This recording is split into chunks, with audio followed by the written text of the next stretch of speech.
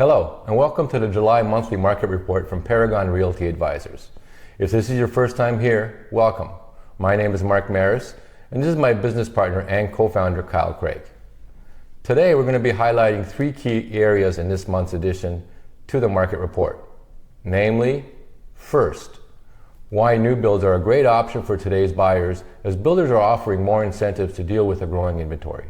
Second, how price growth is slowing down, with some areas seeing slight decreases and forecasts being revised downwards. And finally, the forecast for the rest of the year, where experts are weighing in on rates, prices, and sales for the second half of 2025. It's good to be here with you as we reach a midpoint of 2025. Mortgage rates are certainly a topic of discussion, and we've seen a little bit of relief here in early July. But today we're focusing on builders, the current buyer-seller imbalance, and most importantly, we're going to give you all the updated forecasts for the second half of the year. You'll definitely want to stay until the end for that. So Kyle, why don't you kick us off with what's happening in the new construction market? Thanks, Mark. Let's start right here. The bottom line is that buyers should be looking at new construction right now. The first reason is that newly built home inventory continues to rise. We currently sit at 9.8 months supply. This chart shows the month's supply of new construction across the country for the last year, and we're higher now than we've been recently. This makes it an important option for anyone thinking about buying a home. And this is where it gets really interesting for buyers. According to Zonda, in May, 57% of new home communities offered incentives on to-be-built homes, and an incredible 75% offered them on quick move-in supply. So builders are clearly using incentives to drive volume, especially as builder optimism has recently dipped. A major way they're doing this is by buying down mortgage rates. This chart shows the average 30-year fixed rate for an existing home in blue and a new home in green. The average rate on a new home is about a half point lower than on an existing home, because builders are using their incentive money to make payments more affordable. As Joel Berner, a senior economist at Realtor.com, states, builders are offering below market rates to buyers as an incentive to close deals, primarily through mortgage rate buydowns. With affordability being such a challenge, this is a powerful tool they're using to move their inventory. And it's not just rate buydowns. More and more builders are also cutting prices. This chart from the NAHB shows that in June, 37% of builders cut prices on their homes. In fact, that 37% figure is the highest percentage since the NAHB began tracking this monthly data back in 2022.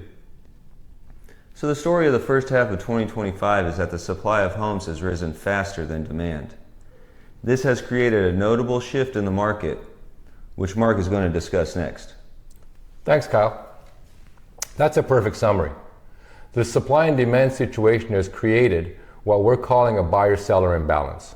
Redfin recently highlighted how buyers and seller dynamics have shifted.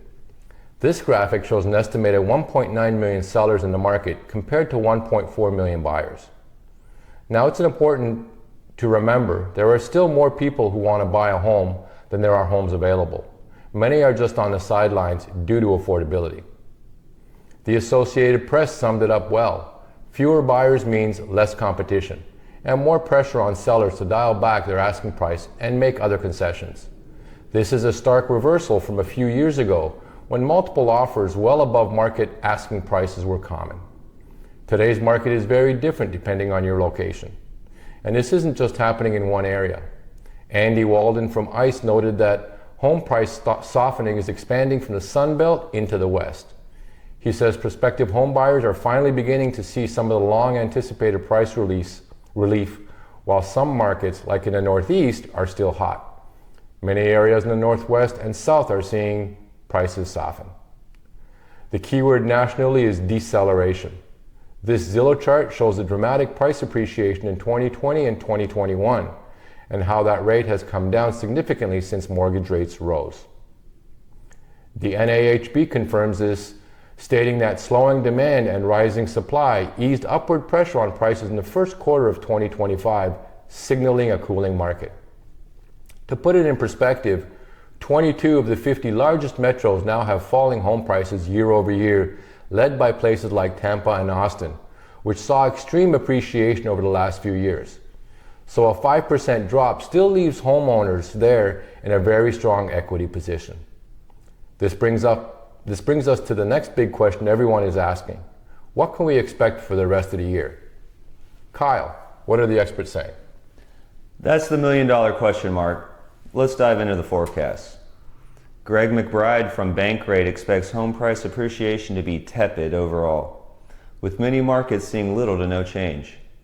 He also notes that some formerly hot markets are shifting to a buyer's market and could see price declines.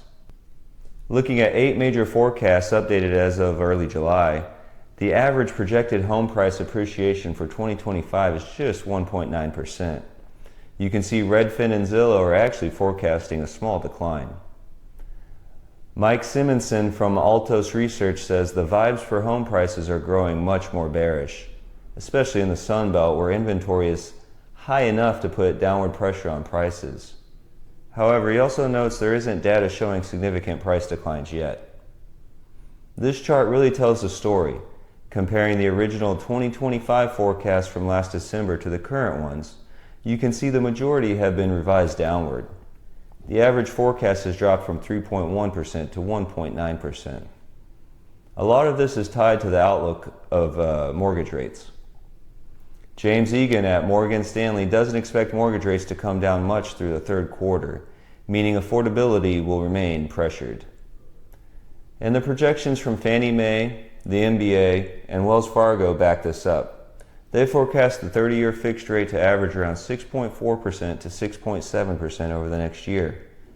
These are sober forecasts reflecting the economic uncertainty the market dislikes. Here's what that looks like on a graph. A much flatter trajectory for rates than what many hoped for at the end of last year. And as Selma Hepp from CoreLogic says, these elevated rates suggest that housing market activity will continue to be challenged. This directly impacts sales volume. Existing home sales are forecast to remain low, though up slightly from last year. And new home sales are expected to remain largely unchanged. So a few more sales than last year, but overall the market remains slow. And Mark, this is causing builders to react. Exactly, Kyle. Builders are now becoming more cautious. NAHB's chief economist, Robert Dietz, is forecasting a decline in single-family starts for 2025. And we are already seeing that happen. New home starts have been trending down this year. So what does this all mean for you? Danielle Hale, chief economist at Realtor.com, said it best. Shoppers looking for a new home right now still have options and are in a good position to negotiate. But because builders are slowing down the development pipeline, new homes could be harder to find next year.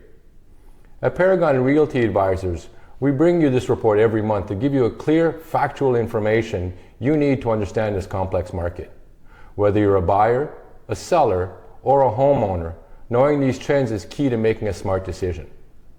We strive to be your one-stop shop for all things real estate related. To explore all that we have to offer and find more educational content, please visit us at www.paragondfw.com.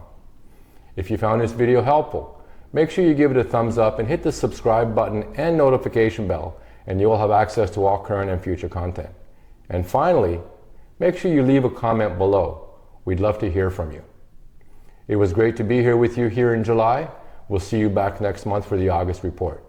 Have a great rest of the summer and all the best.